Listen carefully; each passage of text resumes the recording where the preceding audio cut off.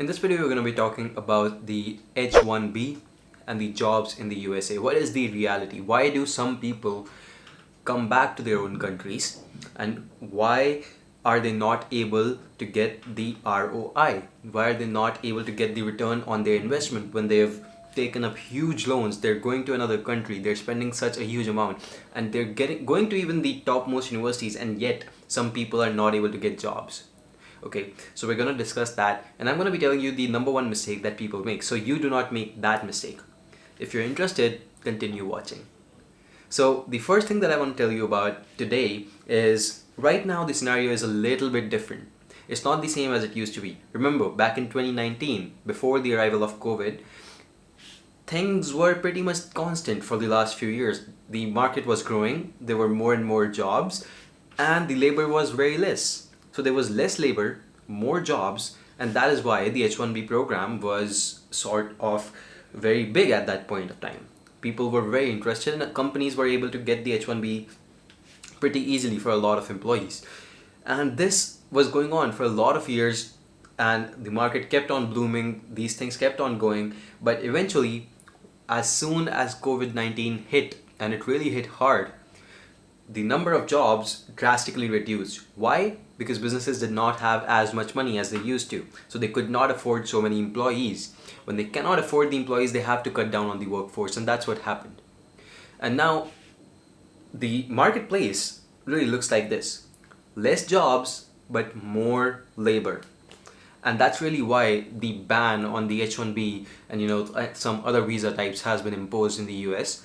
Other countries also are following this, that they want to hire the native people first. They want to hire people who are already in the country first, and then look at other people who are coming in from the outside. So that's one important factor. But is this really why people just come back to their own countries without getting the return on their investment? No, that's not it. That happens all the time, regardless of COVID. But now, at this point of time, your awareness should be even higher. You should not make that mistake that those people make. And trust me, they make one big mistake that you are also bound to making if you are moving to another country for the first time, especially from India to the West. So that's one thing I want to talk to you about in this video. Now, let me tell you what that mistake is. And the mistake is that students do not put in the effort. Now, you'll tell me that I have seen all these students and they've put in so much work. See, students don't put in the effort at the right place. They don't hit the hammer on the nail. They're putting in the effort on the wrong ends, and basically they're putting in the effort at the wrong places, and that's what's causing the issue. Now, in order to avoid that, I'm going to be making sure that you don't do that. So I want to explain a simple fundamental scenario to you so that you don't go ahead and make that mistake. Okay? So you see, what happens in India generally, and a lot of other Asian countries also, is that when you go on for your bachelor's, okay, what will happen is that students will work hard. They will get the best grades. They want the highest grades. And in order to do that, they start cramming, right? They start mugging up all the concepts, and they start basically cramming everything. And on the test day, they spill out everything. They vomit everything out. And as bad as that can be, and as bad as that sounds, it happens, and it works in India. It works in a lot of other countries as well, especially in Asia. And what happens after that, towards the end of their program, is that a lot of companies start coming in on campus. So companies approach the campus that we want students, right? I'm sure you've witnessed that. Companies come in, they give you a small test on the computer, you probably do some MCQs, and maybe 70-75% of your class is selected for the next round, which is the face-to-face interview. Sometimes they have group discussions, all of these things. And eventually, in those interviews, they select a few students and they go back. Then next company comes in, same thing keeps happening all year round. And this is something that we're so used to nowadays, right? That companies will come in, and all we need to do is make sure our academics are good. We just need to perform well on the test that they're going to give us, and then we need to do well on the interview. So you never really have this understanding of how actually go ahead and expand your network, build your network, and really connect with employers, find out who is hiring, and really find out what the requirements are, how you can make sure you can put your resume ahead in front of everyone else. That's something you never really learn. And that's not your fault. I'm not saying that's your fault. That's how the education system works over here. And that's a bad thing. That's really, it's not your fault that it works like that. It's the society's fault. And part of the society again is us. So we do contribute to that. But towards the end, if you want to actually make the best of your education overseas in any country, literally, US, Canada, Germany, these things will come into the picture eventually. So one thing you need to note is overseas also you will find out you have to work well on your academics, but that's not the only thing you have to work towards. And a lot of people make this mistake. They would keep studying day and night. If there's a study room in your dorm, you'll find that it's always occupied by the same students. They're studying day and night, and that's really all they're doing. They're just reading books, and that's not going to help them. Unfortunately, it's not as simple as that anymore. And in order to actually go ahead and get the jobs that you are interested in, you're going to have to attend job fairs, network with employers. And job fairs are not like the typical job interviews that happen in our country, by the way. It's not that you will just go ahead, sit in front of the employer and do an interview and he's going to give you a job. No, that's not how it works.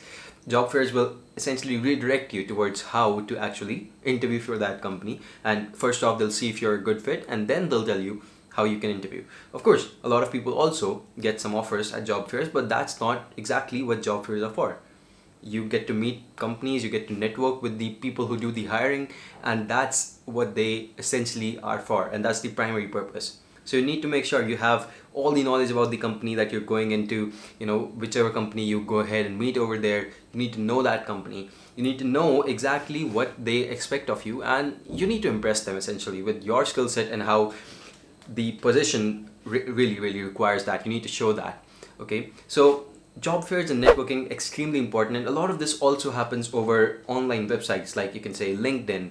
There's your other websites depending on which stream you're from, GitHub, Behance, and depending on really which stream you're from, this changes for every person. But you need to have all of these things, right? And apart from that, more soft skills are needed. You see, this effort that we require over here is the soft skill effort. There's really no tests that you have to take. Definitely, you need to have that skill. You need to have that knowledge from your field. Your domain's knowledge is, I'm not saying that can be replaced. That's extremely important. But with that, you also need to have some soft skills. You need to show the employer that you will be a great fit for that company, and soft skills are a huge part of that. Trust me. Right? I'm sure you agree with that. So this is the difference, and this is what people make a mistake on. Like, this is the biggest mistake people make.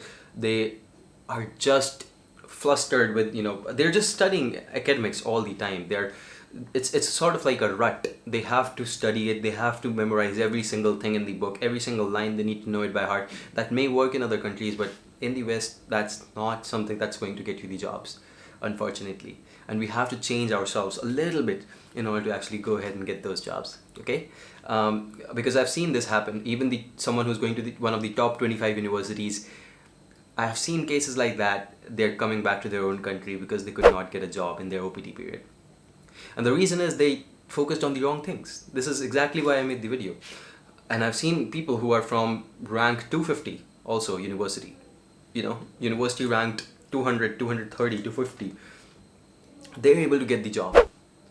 And does that mean that it's easier to get a job in rank 250 university than rank 25? No, that's not it. In fact, the person who got the job from rank 250 university would have worked much harder, but they would have spent time on the right sort of things. First off, their university location would be good. If it's in one of the prime areas, that counts a lot more. Secondly, their the way they actually present themselves, their soft skills, that's something that counts. Right? So all of these things, they count a lot more. Of course, I'm not saying disregard your technical education for that. Make sure that you have that as well.